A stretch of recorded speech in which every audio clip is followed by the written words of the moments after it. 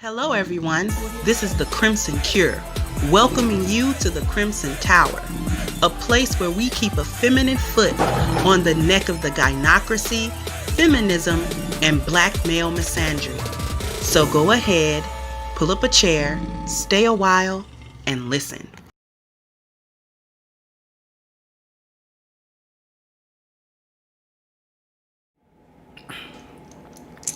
Hey everybody! Just going to give people a chance to get in.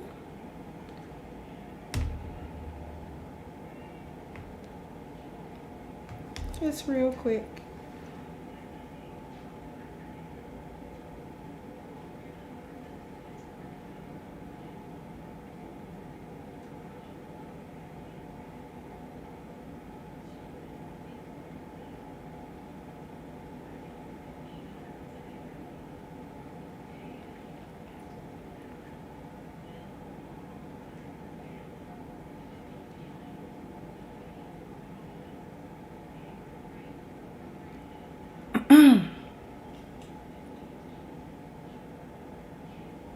So I'm not going to be here very long.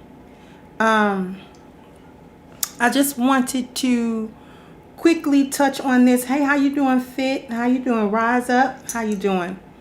I just wanted to touch on this quickly. Shout out to Sheep Stay Sleep TV, my brother DS1, who did a show a little while back, talking about black male identity and how the collective of black men are not really self-identified. And that resonated with me because today what I was thinking about was how the collective identity of black women is wrapped up in the gynocracy. It's wrapped up in hating black men, blaming, and in all of these different dysfunctional narratives and tropes. Like, the collective of black women's identities are completely wrapped up in that, which it occurred to me that because of that, black women were not self-identified either.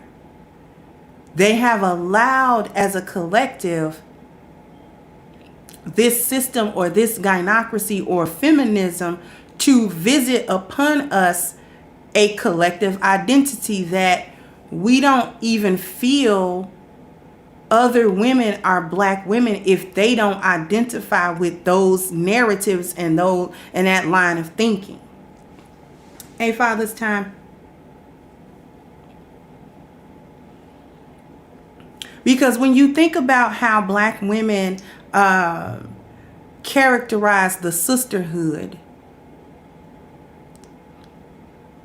if a black woman goes outside of the accepted narratives, black men ain't sugar, honey, iced tea, the state of the community is their fault, they're abusive, black women are victims of their circumstances, and anything that she might do that would be perceived as bad is actually just her surviving or just her making a way in an impossible situation.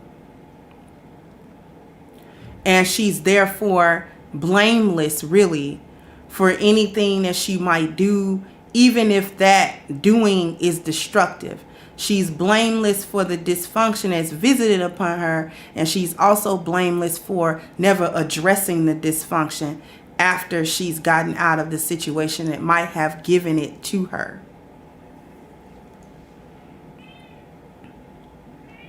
And if you have a black woman, such as myself, such as women who visit my channel, other women who don't subscribe to this type of thinking, we are actually labeled.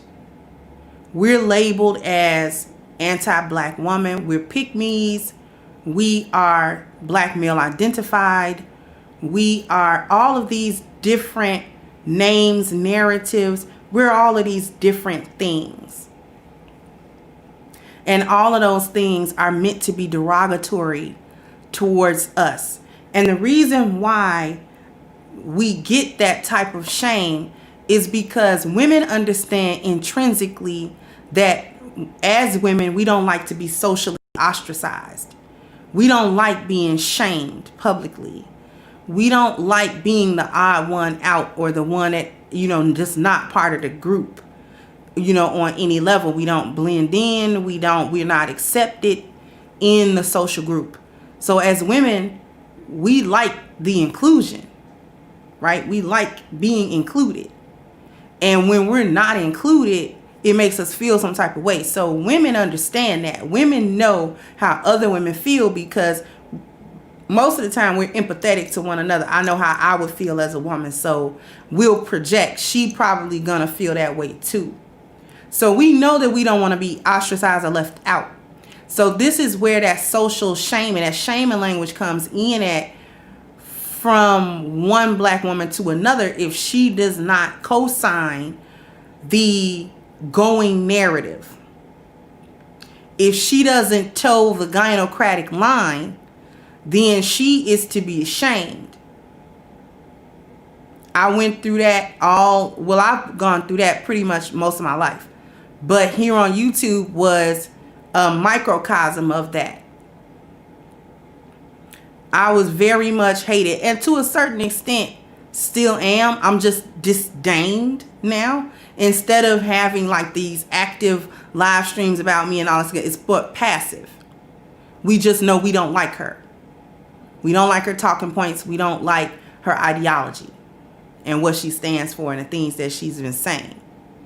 Even though I came here on this platform, talking like we talk from the hood or whatever,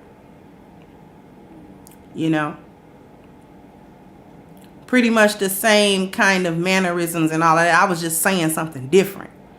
I just wasn't towing the party line, because I have no reason to.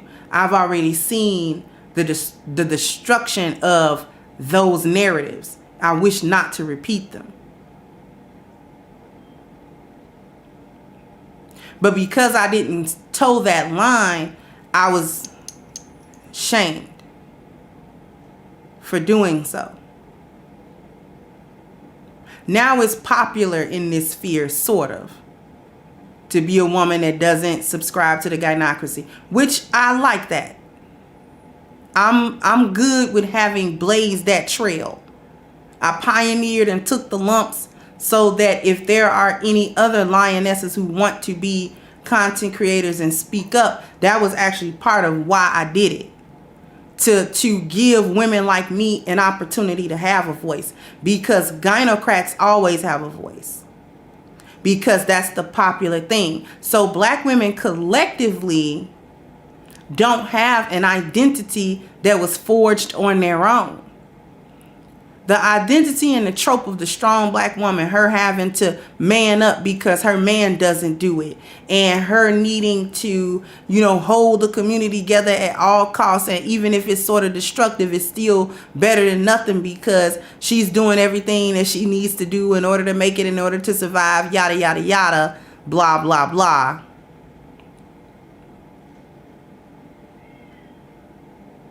That is an identity that was given back on the plantation. That identity was given.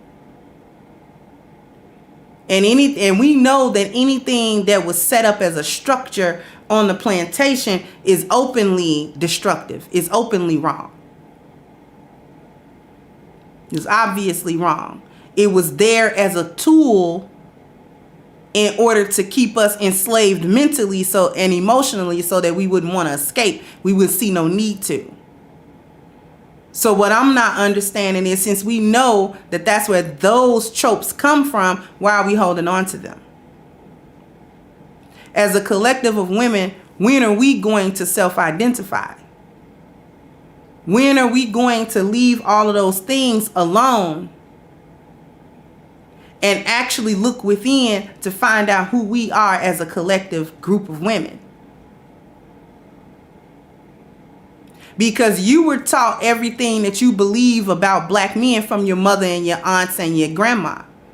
Should they gave you their experiences or their interpretation of experiences to you before you could experience any of it for yourself. So you went into life jaded already. I can't tell you how many young women I know that's got trust issues with dudes, but ain't never had a real relationship with a man that broke their trust. You got women who have fathers in the home that took care of them, fathers in the home that took care of them, that didn't abuse them, that didn't, leave them, that didn't abandon them. And these will be chicks that listen to their friends or listen to that one bitter auntie or whatever that gave her experience and her interpretation of how she dealt with men and what men do. Gave it to her, and so she's still wet behind the ears with Similac, but she got trust issues with a man. How? She hasn't even experienced anything for herself.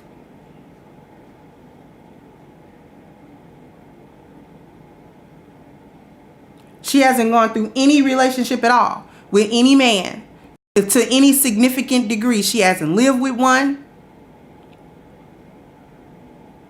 She has barely been intimate with them. Certainly don't understand his nature.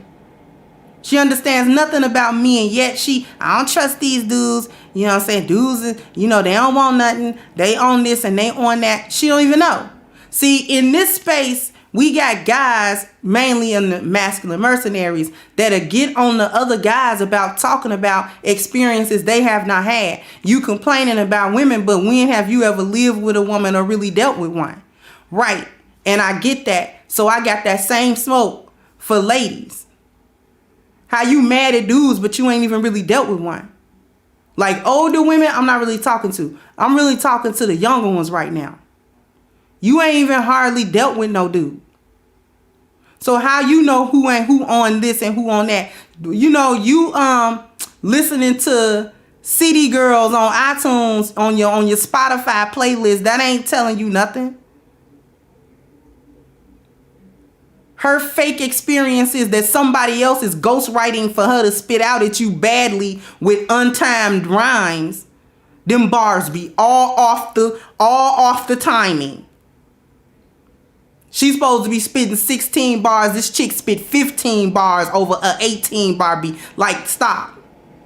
Her timing be off. Yet she trying to tell you, I'm going to tell you how to run these. And, like, what is she talking about? When she had a whole dude she had a baby by. Did she run that dude pockets? You feel what I'm saying? Like she feeding you something she ain't even doing.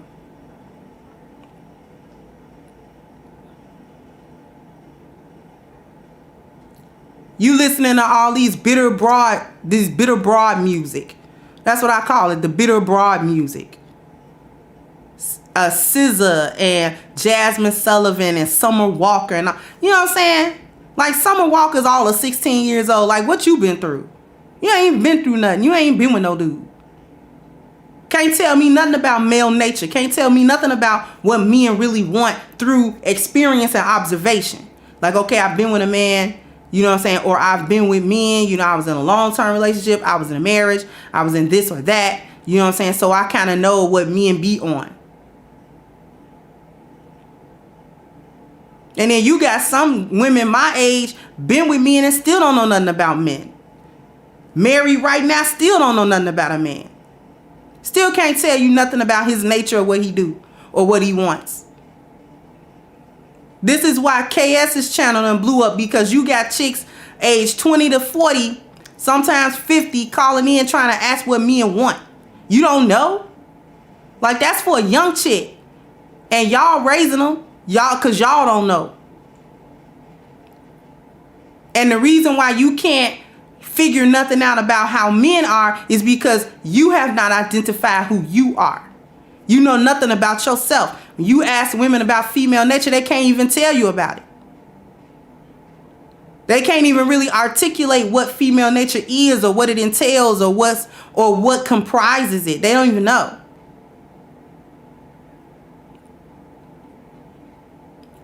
So how you gonna be self-identified as a group of women when you collectively and individually don't even know your own nature?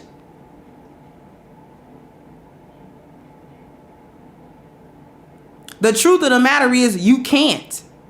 You have to take on the identity that Dwight McManus and that whole system gave to you. That's been spoon-fed to you. It was spoon-fed to your mothers and your foremothers and the mothers before her. You gotta hate black men. You gotta, you know what I'm saying, protect your own image.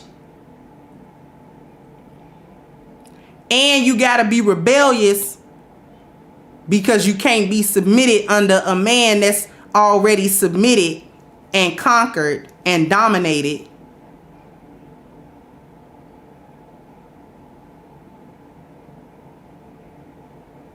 You gotta hold on to the pro-black myth, which I've already stated was the religious arm of the gynocracy. And what my good brother, shout out to the bishop, named the religion of being black. Because in the religion of being black, in pro-blackism, you have to believe that black men are conquered. That we were a conquered people, as if we went to war all them centuries ago and got overtaken. Completely dismissing the fact that it was our people to begin with that made a legally binding deal. We were sold, not taken. Ain't nobody come just steal millions of people. How you steal millions of people? No, they were sold? You mean it was a transaction? It's called a slave trade. That means there was money in exchange for goods and services. A trade.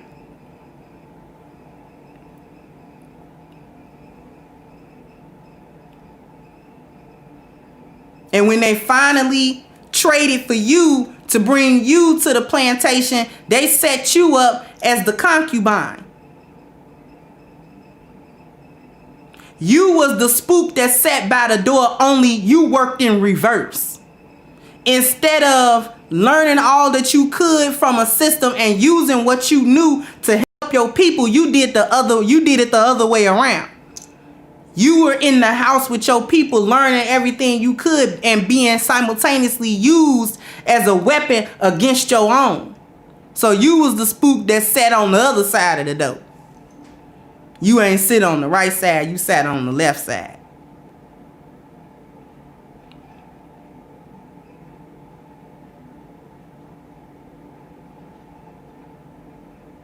And ever since then, you've been a mammy, you've been a sapphire, you've been all of these other tropes, and you've taken these tropes. You've outwardly said you rejected them while inwardly taking them on.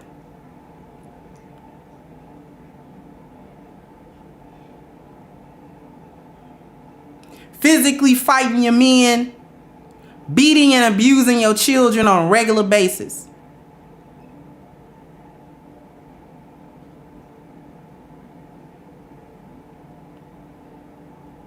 When this country came out with those entitlement programs, which really hit it in a modern way, the way we know it, during LBJ's administration, you booted your men out and ain't looked back. You was like, boop. Get out. I remember that. I remember when I was little, my daddy was in the house with us. He wasn't gone. When we was little, my daddy wasn't in and out of that house. My daddy lived with us. And I remember when the social worker used to come to the house. You know, I don't think they really do that now. But the social worker used to come to the house, and the purpose of them coming to the house was to A, make sure you were sufficiently poor, and B, to make sure it wasn't no man living in the house. So whenever the social worker was scheduled to come, my mama would take my daddy's clothes and shoes, put them in like garbage bags, and put them out.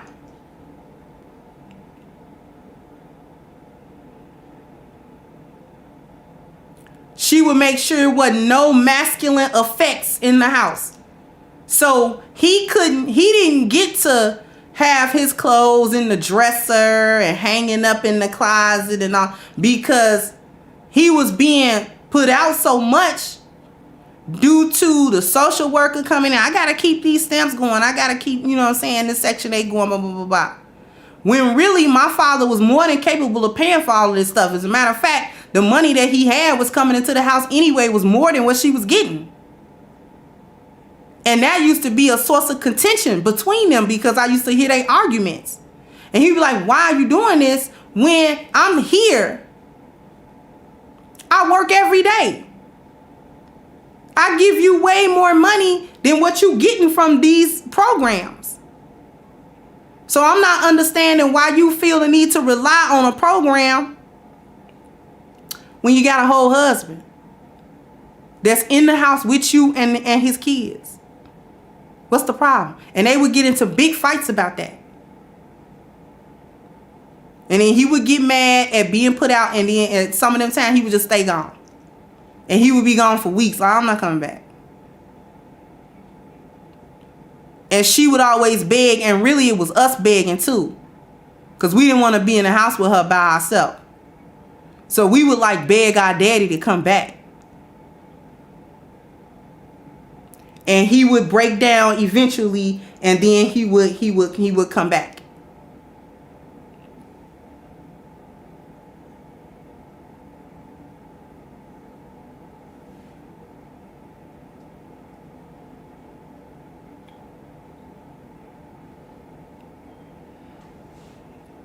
And he would eventually come back. You know what I mean?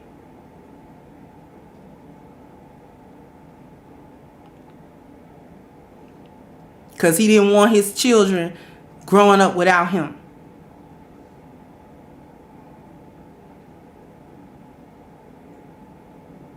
But the point of me saying all of that was I lived through the booting of the man out of the house. So can't nobody tell me that women wasn't doing that.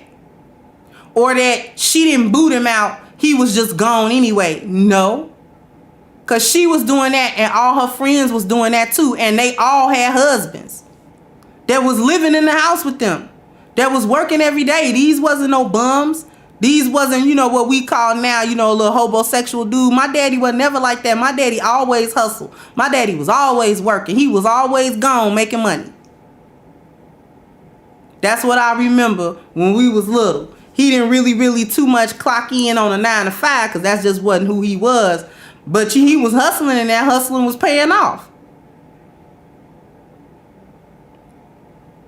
And it wasn't like no illegal hustles anyway. He was just hustling. Because back in the 80s and stuff like that, you could hustle.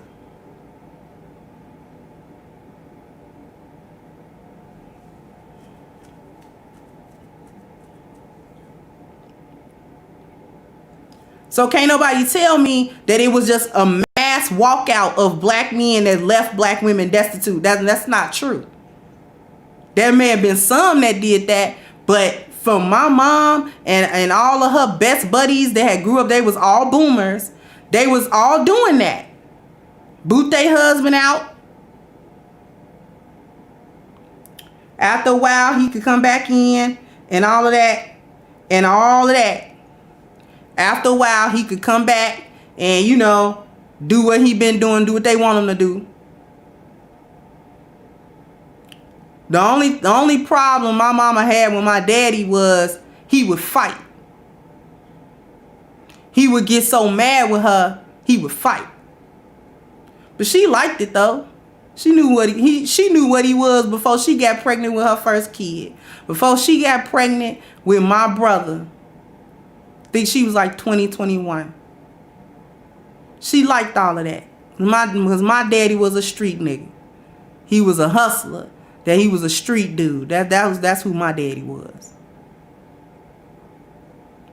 And she liked all of that because she had an opportunity, just like her friends, to marry the guy that was going to go to church and have a good paying construction job. She had plenty of opportunities when she was young like that to marry 2 or 3 men that came from good families to give her the life that she, quote unquote, wanted. But she wanted my dad. Precisely because she couldn't really control him. He had that fire about him. He had that swag about him, and she liked it. He showed her who he was way from the very, very beginning of the relationship, well before it was a marriage, well before it was a child involved. She could have walked away from him at any time and she didn't do it.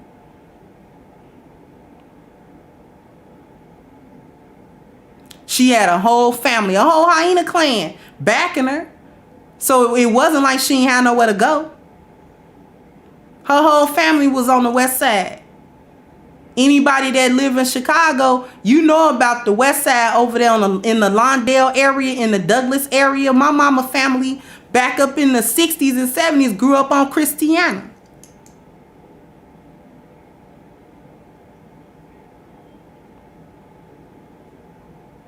They used to have, them families used to be whole clans, run a whole block. Her family was one of them. I ain't talking about just, 2, 3 little brothers and sisters. When they had a clan, my mama is the baby of 11. Her older brothers and sisters were grown. Before, when she was a kid, she had plenty of backing. Brothers, uncles, all of that. If she wanted to get away from my father, she could have at any time and he wouldn't have been able to touch her. But she didn't want to.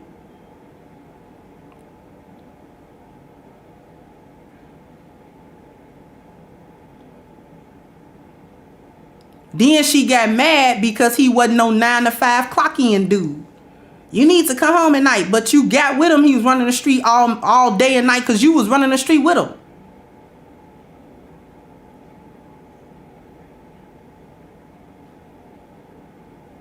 A whole preacher's kid had never ran the street until she met him. He like, you sure? You want to run the street with me? Because I run the street. Yeah. Yeah, that's what she did. She did what she wanted to do. Against what her daddy said, against what her mama said.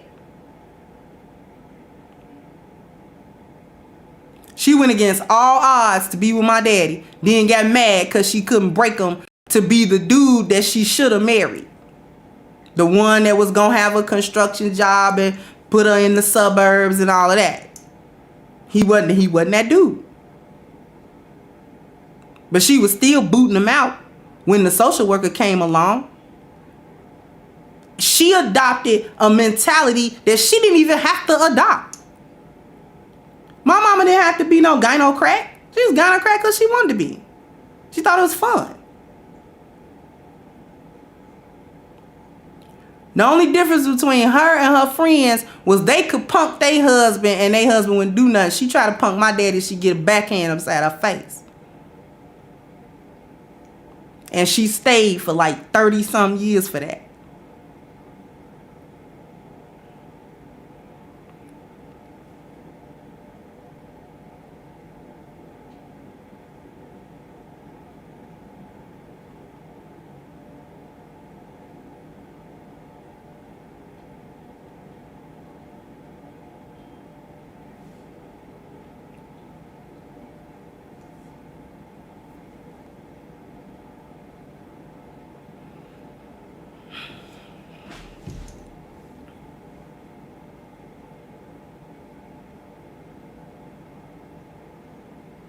So what I'm saying is, she was a gynocrat just like a lot of boomer women was a gynocrat because it was the perfect way at the time to rebel against their mothers. The economy was changing, the environment was changing, so the women changed. And since our community has never been a patriarchy, it was easy for black women to go into a matriarchal state because from the plantation, we was already set up that way.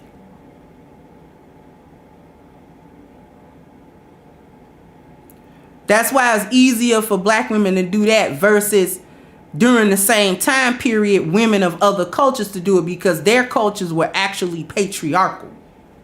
See, black people always been the canary in the coal mine anyway. You feel what I'm saying?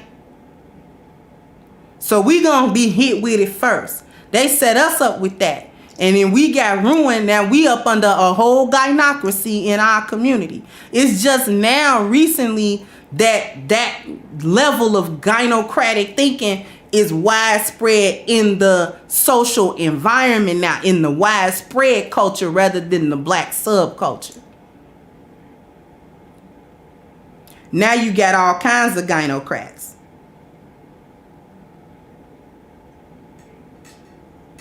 Now you got palm colored gynocrats, you got Mexican, Latinas, you got all kinds from all kinds of different cultures. They whole gynocrats now.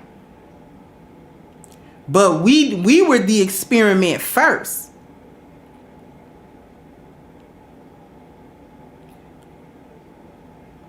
So them boomer women, that's who messed us up, the Xers.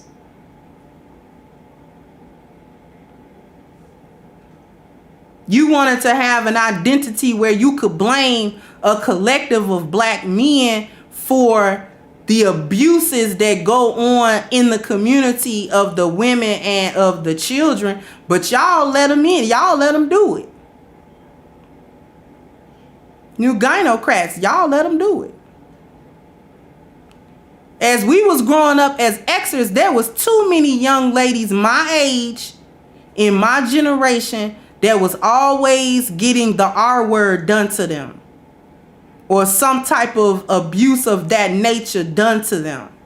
And it was because they would be in these single parent homes. That was getting on the rise. And the single parent home came on the rise initially because of the crack era and our men being thrown in jail. And I'm about to tie something up. And this is why y'all are always still voting for you. This is why I'm disgusted that you voted for Swiper. Because it was directly that piece of legislation right there that criminalized the crack era, that they had all of them drugs they put in our community between the 70s and the 80s. And in the 90s, they criminalized it all, whether you were selling or using. And that helped to break already fragile family bonds. And if you break the family, you break the community. And they know that. Which is why they enacted that legislation. And it put a vast majority of our men in jail for petty crimes and for non-violent crimes. Stuff that they did at 16, 17, you know, when you're stupid, running the street, you ain't really about to be that guy the rest of your life. So, you know, you was running little stick-up games, you know what I'm saying? It was strong arm, too. You ain't even had no weapon. You just going upside somebody's head in the 80s, you feel what I'm saying? Snatching their gym shoes. Then you got to get a whole stint for that and try it as an adult and get adult sentences.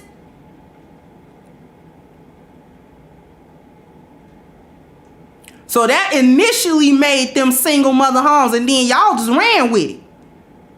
Y'all was like, oh, okay, cool. We wanted you out anyway. Because we want to do what we want to do.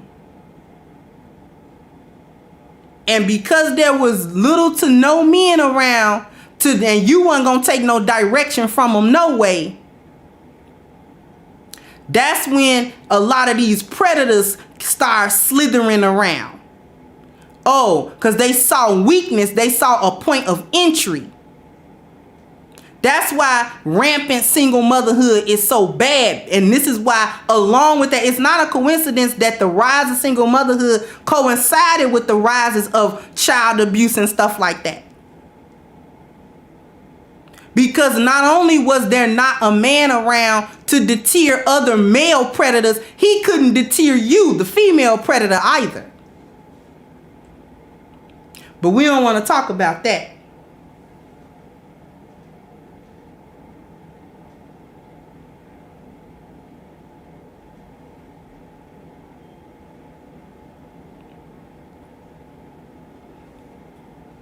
But we don't talk about the female predators. See, all these kids ain't being abused by males. That's a lie. Y'all doing a lot of child abuse yourself. No, a lot of female predators. And they hide each other. The female predators hide the male ones.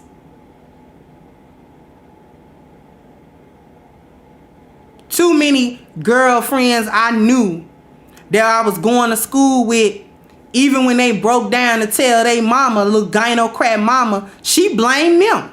What you do? You was being fast around him.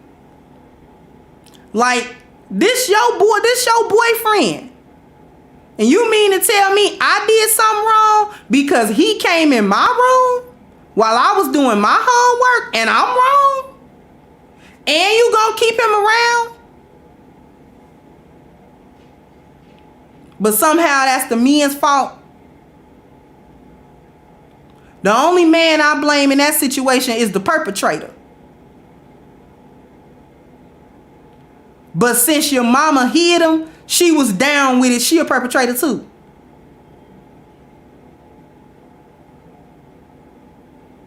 Since she decided to protect him instead of you as the child.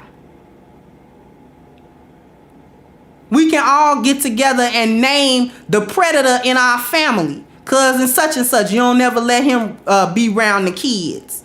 But why he able to come to the family reunion then? Why? When we all know what he do.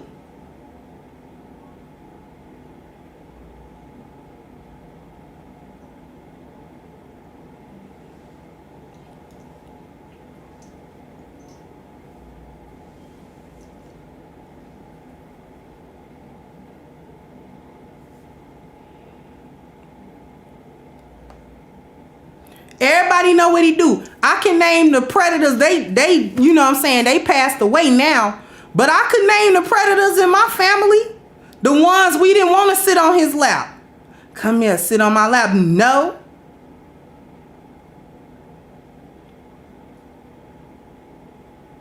You such and such little girl.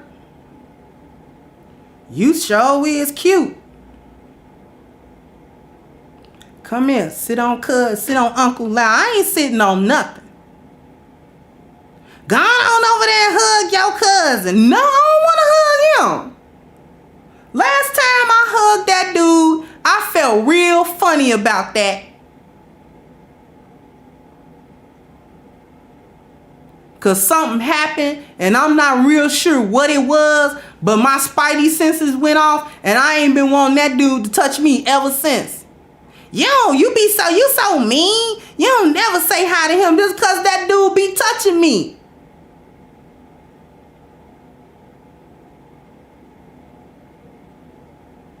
That's why. Because he get drunk and his hands be found in different places. I was running past him. I'm trying to run, catch, because we playing it. He done grabbed me before I knew it. This really happened. He done grabbed me, but I'm running past because we kids. And he grabbed me before I could get past him. Drunk as a skunk. Put me on his lap and did one of these. Drunk breath all in my face.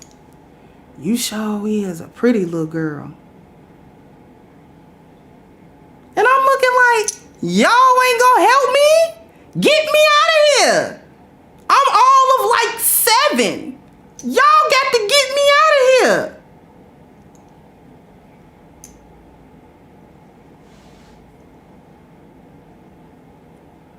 Let her go. Oh man, I wasn't doing nothing. But y'all know what he do now. He ain't never do nothing beyond that to me, personally. But I got a funny feeling, and we kind of, as little kids, we kind of talk. Little kids talk too. You know, we got our little kid talk. And we be like, man, I don't like him. You don't like him? Why come? Cause he felt on my booty. I ain't like him touching my booty. He touched your booty. You tell your mama? Why you ain't tell your mama? Cause he always be coming over there. And then I go in my room and then he always call me out here and touch my booty when she ain't looking. We still had little kid talk.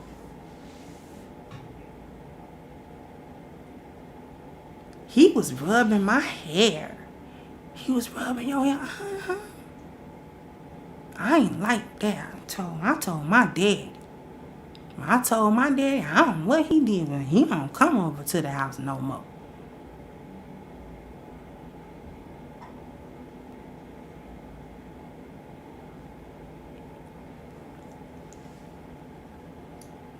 Thank you, Fit. Said thank you for this message today. I really need to hear it. I come from that generation of women that were messed up by feminism and its ideology. My healing is still ongoing. And I know it is, baby. Because I still be trying to heal up off some stuff. Way back when some stuff that happened, I still be like, man, I got to really work on that. Because they messed us up. They left us out twisting in the wind. Our mamas didn't do us no good. Most of us. Left us twisting in the wind. Then they had the nerve to get on crack. Now you're a crack mama. Girl.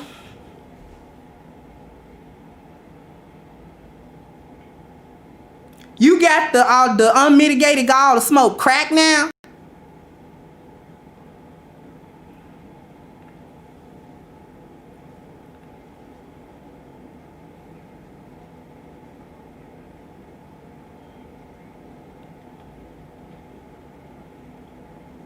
But your identity is wrapped up in, oh man, black men are always abusing us. What about you always open the door for it? Long as you can get something out of it. You willing to ignore the pain of your children.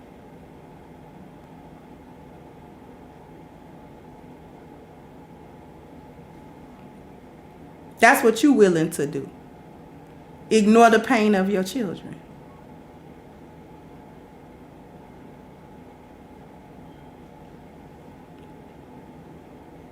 But you strong. That's your identity. We gotta do what we gotta do to cause we been the backbone of the community. Well, no wonder the community has fallen because the back is broken. If you the backbone, you broke. You a whole shattered spine out here in these streets.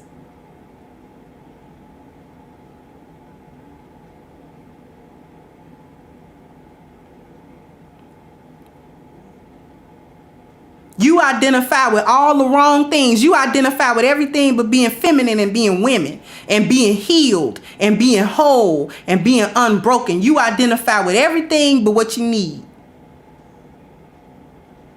That's why y'all running around here in this, it ain't just because you lost your job.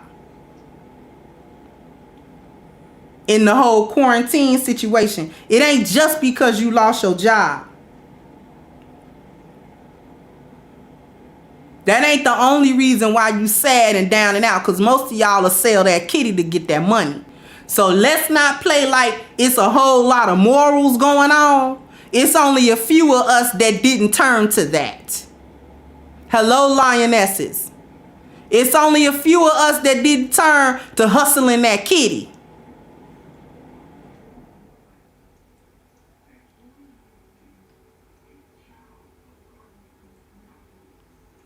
You didn't want to go nowhere and, deliver Amazon packages. That was too wholesome.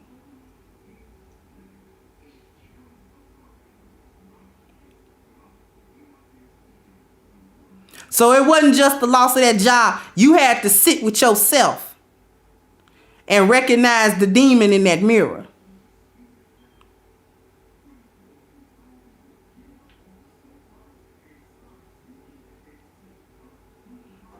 You had to try to figure out who you were and you didn't like it. That's why you run around here trying to off yourself. I just wanted to be over. Beating them kids. I know you've been beating them kids because they've been there getting on your nerve. You usually send them to school, let the school raise them. But you couldn't do that. So you took your frustration out on them kids. I know you were beating on them kids. Kids were scared to death of you.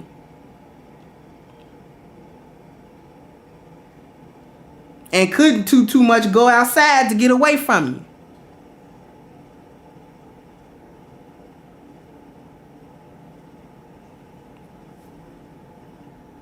Couldn't even really do that to get away from you. Thank you, T Fitness. They trying to get away from and go outside. Couldn't even do that. Had to stay locked up with their abuser. I feel sorry for them little kids. Because I would not have survived if something like this had went on while I was living at home with that hyena. I would not have survived. I'm probably not even physically. I probably wouldn't even physically survive that one. Because me and her would have just got into it. Just, come on. I was already trying to commit the S word when I was like 12 and 13. 12 and 13, I'm trying to end it.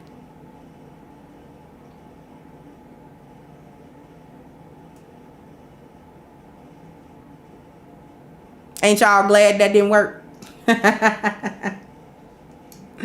Ain't y'all glad that didn't work? That didn't work. I'm here. After the third try, I was like, well, you know what, whatever. Seems I'm not going to be released from purgatory, so I might as well make the best of it. I might as well give them HE double hockey sticks now, since I can't be released. I ain't never going to be part of it. That's the day I decided, since I can't pass away from this world at my discretion, I'll never be part of it. Back then, I didn't know the word gynocracy. But that's what I was talking about. I'll never be her. I'll never do this. I'll never be part of it.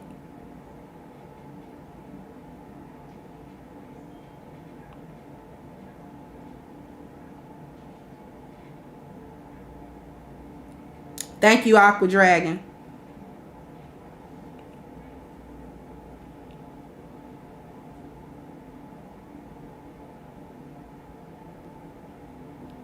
Black women are not self-identified. I know y'all think y'all strong and self-identified and you did everything yourself. You have done nothing but take on every inch of that programming that you have. And you have instilled it not only in yourself, but you have instilled it in your daughters and your sons. This is why you have a hard time getting with a man, because he has a different mission and you done already submitted to a mission. You done already submitted to the gynocratic mission. You can't submit to another mission now. Too far gone. You out in the field. They can't call you back.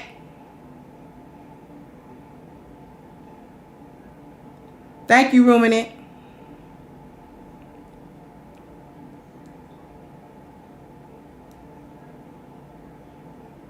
You done already submitted to the mission of the gynocrat.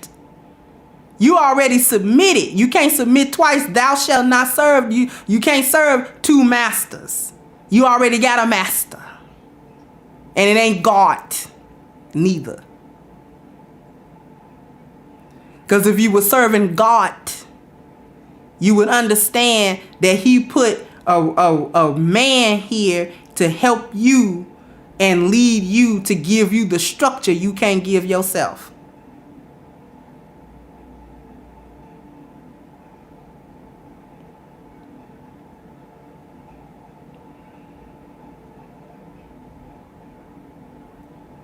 Hey, what's good, Pimp God? Pimp God, how you doing, sweetheart? I see you, babe.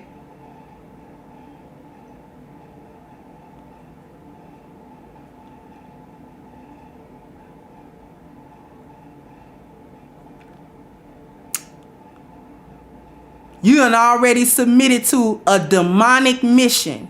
You done submitted to your master. Haven't you? You do his bidding every day.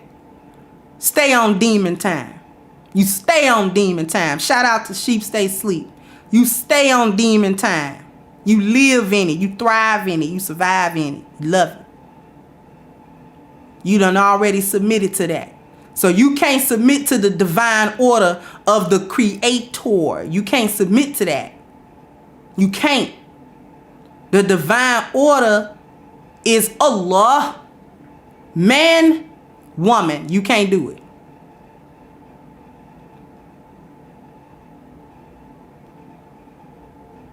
That's the divine order. Allah, man, woman. And you can't even do it because Allah ain't at the top for you. You done already submitted to Shaitan. You already submitted to Shaitan.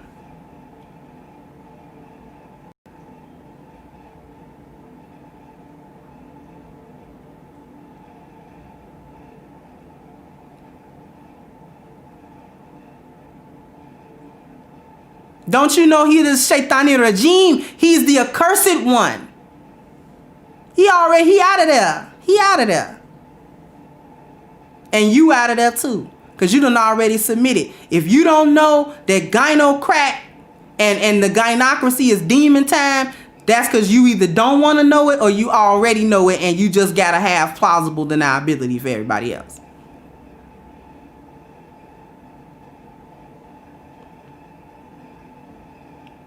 Because you know you ain't following the divine order. By the way, while the Muslims do not believe that Allah has a gender because Allah is all, Allah does represent itself as the masculine divine. I'm going to repeat that. Allah represents itself as the divine masculine, not the divine feminine.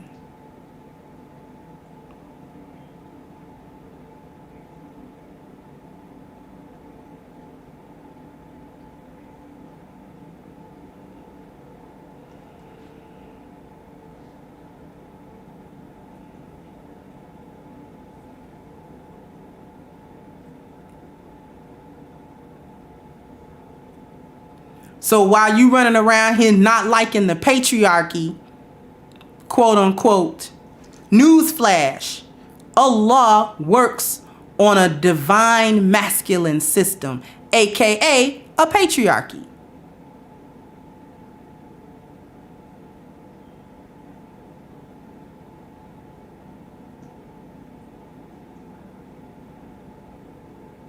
And this is why you can't submit. I do a partnership. I just want a partner. I mean, I don't know why we got to do all this submitting. It's because you already got a master. You know, you just don't want to say that. You already got your master, because can't no man, I don't care how righteous his system is, he can't come in and implement that system for you because you already follow a demonic, unrighteous system that you enjoy very much, by the way. So you ain't trying to get rid of that no time soon. That's why when he come, even a righteous man, when he come with a righteous system, you can't follow it.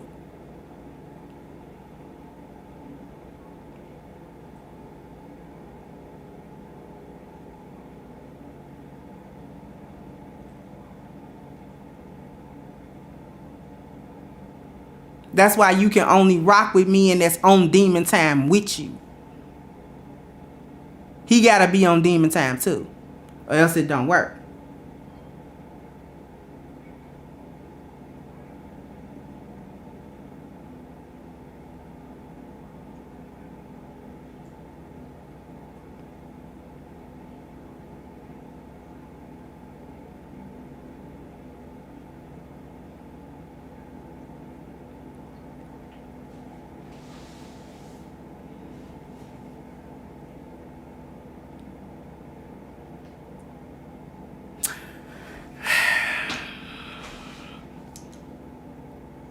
Y'all following the Shaitan, but he operates in low-born feminine energy. He don't even operate in divine feminine. He operates at the lowest possible vibration of feminine energy, which is utter chaos. That's our lowest vibration. The female energy's lowest level vibration is the complete absence of all order. And he operating it. And you running around here talking about you want a man that's masculine when you done submitted to a whole mission from a whole. He a whole. Y'all know 6 months ago I would have just said that, right? Thank you, Grinch. What's good, babe?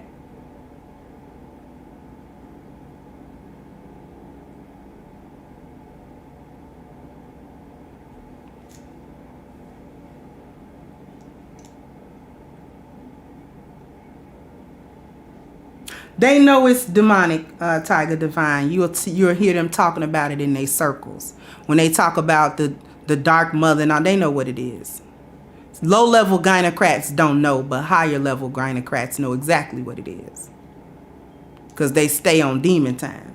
They know what it is.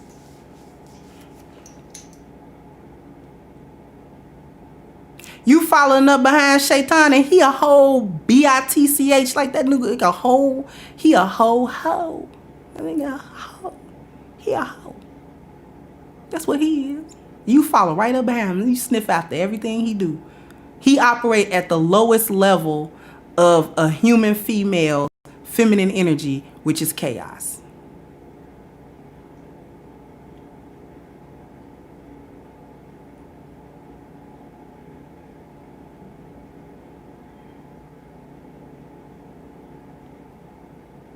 The complete opposite. This is why he is in constant rebellion. He know what it is. Shaitan is not stupid. Debatable, but you know what I mean. He's not unintelligent. He understands it.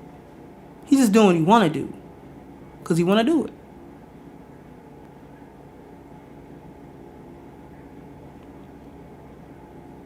Same way you do. You understand the divine order of things. You understand it. You just don't want to do it because you don't want to.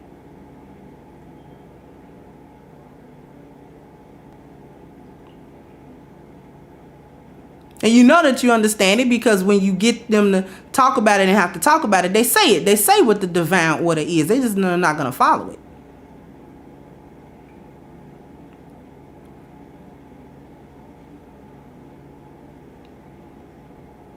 They'll come on panels and call into shows and say, you know, a man is supposed, you know, I want him to have, you know what I'm saying, you know, and pay for this and be the head of the household. They know what the divine order is. They're just not going to do it because that's not their mission. They already have a mission and it does not include that. See, Allah, on the other hand, works at the highest level of the divine masculine, which is order and authority. Just look at the universe. Everything is in order. If the earth had been any closer to the sun, it would not have been able to sustain life as we know it. And if it had been further away, same thing.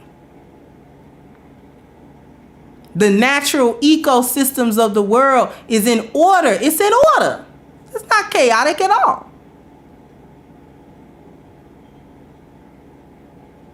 There's a hierarchy, there's a food chain, there's a ecosystems, there's micro ecosystems, macro systems. Everything is a system.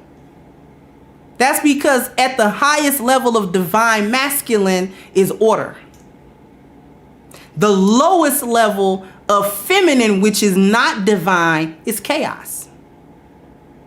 The highest level of divine feminine is submitting to the divine masculine and its order. Y'all don't talk about that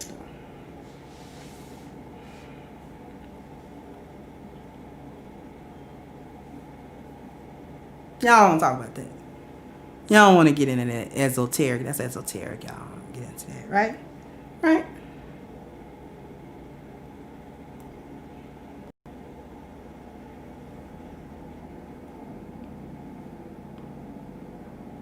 This is why I talk about submission in the order under which you are to submit as a woman. Because that's the divine feminine.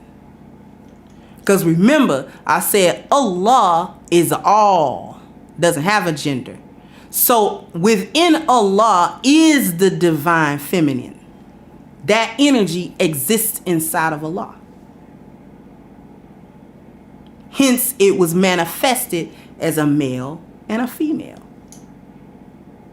Both with their strengths and weaknesses. They come together to make a whole.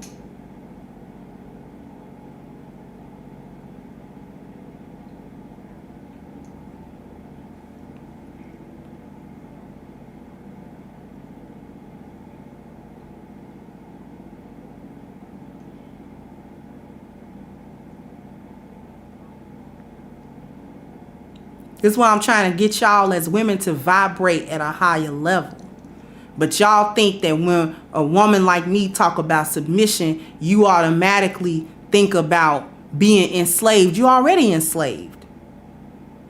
You already that. You've already been debased to your lowest common denominator.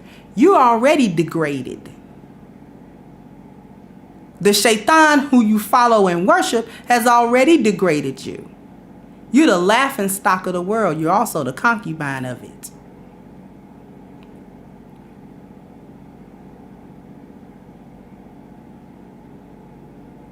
One of the most despicable ways to disgrace a woman is to use her sexually without any regard and then throw her in the trash. Y'all do that willingly. We got Megan the male horse running around here talking about, I don't know why you worried about my WAP. It's mine. And I'm empowered by it. You're empowered by being the sexual plaything of any man that comes along. This is your power. You've taken your crown and thrown it in the dirt. Thank you, it's me, Caesar. Would you repeat what you said about the low, high, feminine, masculine? I certainly will. So we have Allah, right? And our concept of Allah is that Allah is neither male nor female, right? Because Muslims do not believe in an anthropomorphic God. He is not a human being. Okay? Within Allah is all energy, all of it. Everything. Allah is everything. Including the masculine energy and the feminine energy. Both divine because of Allah's divinity. However, the order that Allah set in this world is that the divine masculine is over the divine feminine. Because within masculinity is order and authority, which is the highest level of the divine masculine. The highest level of the divine feminine is her submission to that order. That's when she's at her highest level of her feminine energy. The lowest level of her feminine energy is the complete lack of that, which is chaos.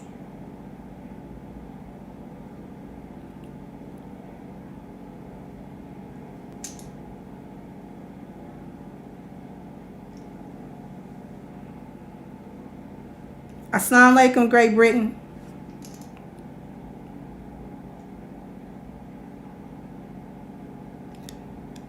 Thank you, Rissa, for the cash out.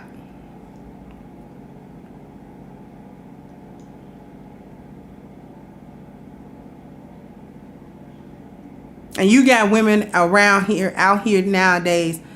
The shaitan has already debased you. You're already in the ground. You're already in the dirt. You're already lower than the beast of the field. Why do I say that a lot of these women are lower than the beast of the field? Y'all want to know what I mean by that? I'm going to say that and then we're going to start wrapping it up. Y'all want to know why I say she's operating lower than the beast of the field? Put a 1 in the chat if you want to know why I'm saying that.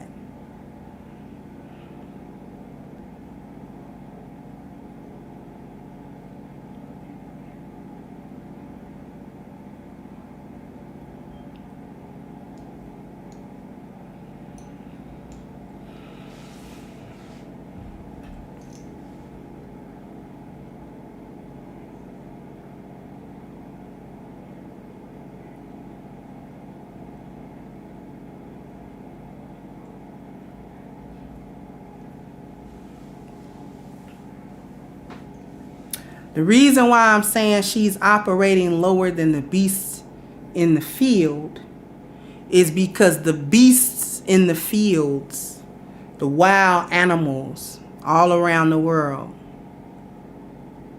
lower than humankind in intelligence, yes. However, they are at least operating according to their natures. And thus, they are operating in order. She's lower than the beast of the field because she is not even operating upon her nature. She's operating out of order.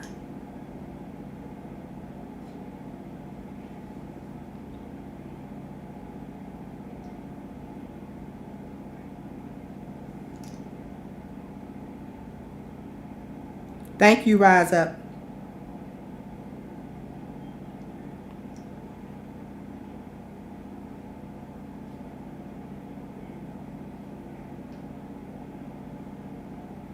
That's why. Operating out of order. Lower than the beast in the field.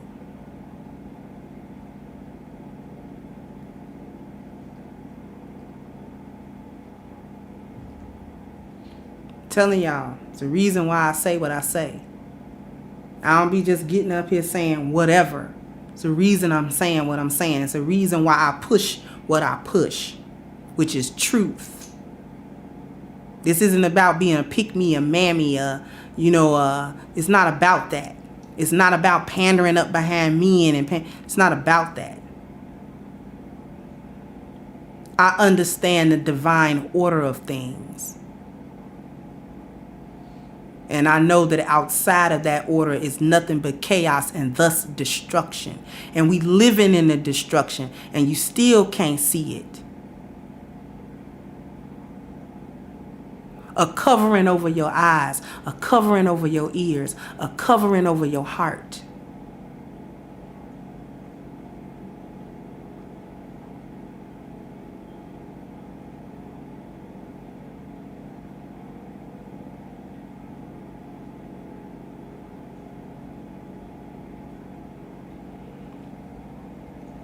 All right.